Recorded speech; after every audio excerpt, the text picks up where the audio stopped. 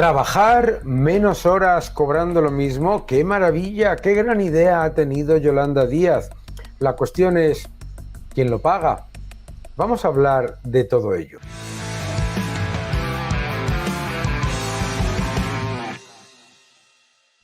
Hola a todos y bienvenidos a mi canal. Muchísimas gracias por suscribiros, gracias por dejar vuestros comentarios y por supuesto muchísimas gracias por no solamente darle un me gusta a este vídeo, sino por suscribiros, que es muy importante para nosotros. Resulta que Yolanda Díaz ha descubierto que ella es la que genera felicidad, la que genera tranquilidad y la que genera una buena vida para los trabajadores.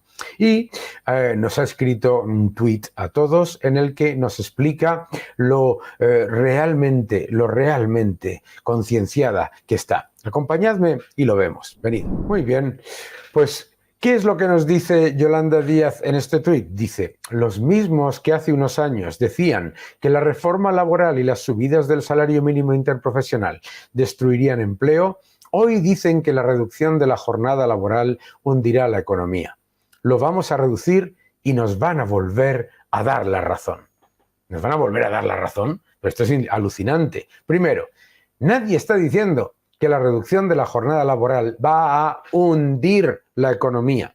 Que todo el mundo está diciendo es que es un coste adicional que va a pesar fundamentalmente sobre los pequeños empresarios, es decir, las pymes, que en España son fundamentalmente microempresas, esa reducción de la jornada laboral sin reducción de salario es un mayor coste para el empresario. Y el empresario, en la inmensísima mayoría de las empresas de España, es un trabajador más. Es decir, el dueño de un bar, el dueño de un comercio, etcétera. Estamos hablando de más del 60% de las empresas de España, que son empresas que tienen más o menos uno o máximo dos empleados. La mayoría de ellos, ninguno, para que tengáis idea. Entonces, ¿qué es lo que ocurre? Lo que ocurre es que es la típica medida completa y absolutamente populista. Pero lo más alucinante es que encima se viene arriba, dice, lo vamos a reducir y nos van a volver a dar la razón.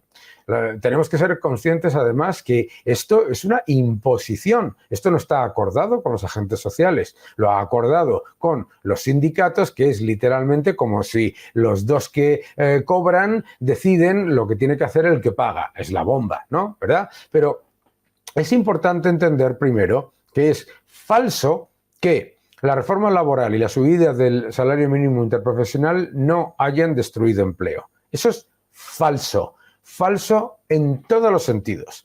Los estudios que se han hecho desde el Instituto Juan de Mariana al Free Market, desde el CEPIME, etcétera, hablan de una destrucción de empleo que se mueve entre los 150 y los 230.000 puestos de trabajo. Porque claro, ¿qué es lo que te dice Yolanda Díaz cuando está hablando de que no se ha destruido empleo?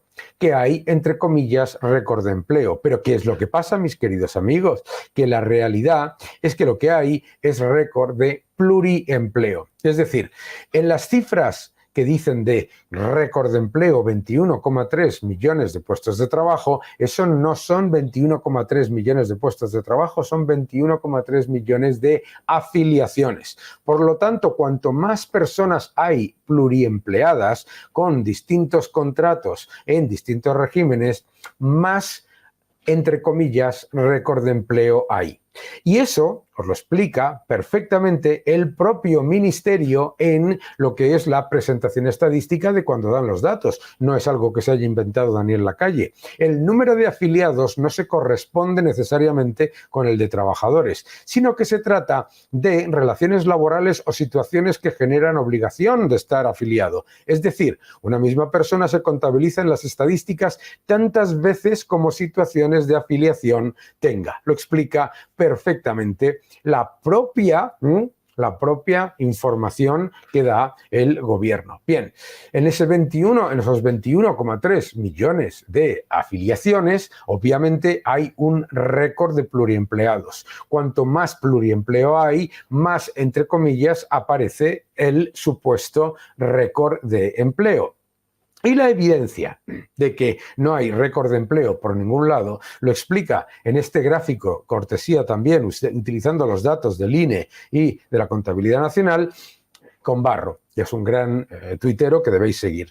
Las horas trabajadas por persona ocupada no solamente están muy lejos de lo que es el récord del año 2008, sino que no han parado de caer.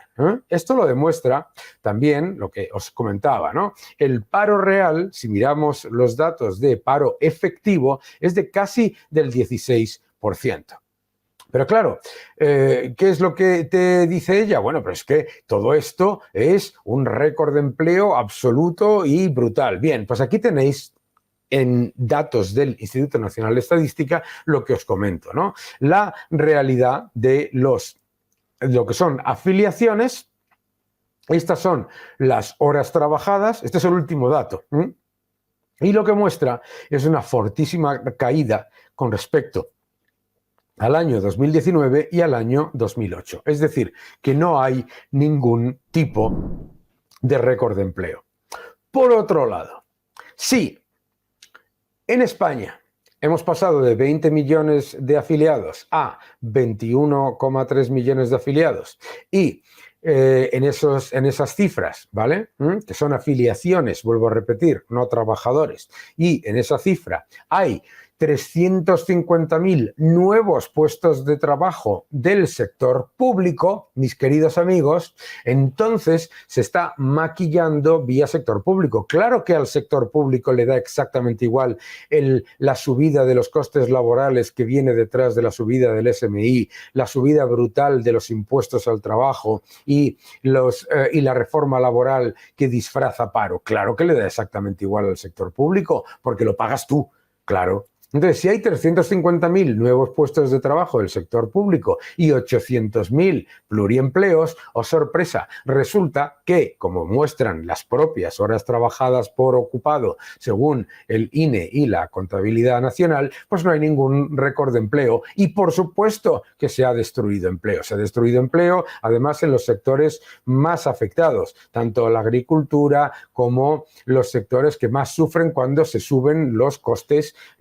laborales, porque recordad que la subida del salario mínimo interprofesional es en realidad una subida de impuestos a todos. Al subir el salario mínimo interprofesional, se suben las bases mínimas de cotización y le suben los impuestos a todo el mundo para aparentemente beneficiar a una parte muy pequeña, que son los que perciben ese salario mínimo interprofesional. La idea de la bajada de las horas trabajadas, de las horas de la jornada laboral, pues es algo que se podía hacer, fijaos de qué manera. Uno, dando incentivos fiscales a las empresas. No, por supuesto que no.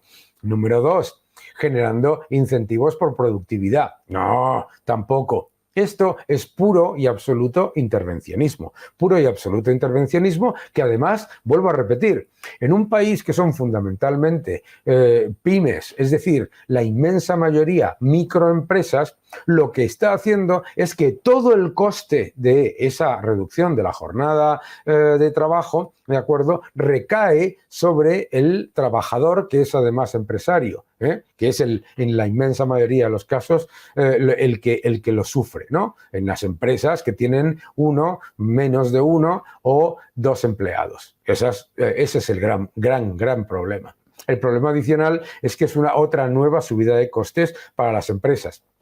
Y claro, resulta que España está en el récord de la Unión Europea, según Eurostat, en aumento de quiebras empresariales. Resulta que España está en el récord de país como el mayor con tasa de riesgo de pobreza de la eurozona, superando ya con respecto al año 2018 a Italia, a Grecia, etcétera. El número 1 de la eurozona. Resulta que tenemos 50.000 empresas menos cotizando que cuando llegaron al gobierno. Resulta que disparando el empleo público en 350.000 trabajadores y disparando el pluriempleo, la realidad es que según CEPIME, según Free Market Intelligence, según el Instituto Juan de Mariana, según hasta los estudios que ellos mismos que ellos mismos pidieron, la subida del salario mínimo interprofesional no solamente no ha,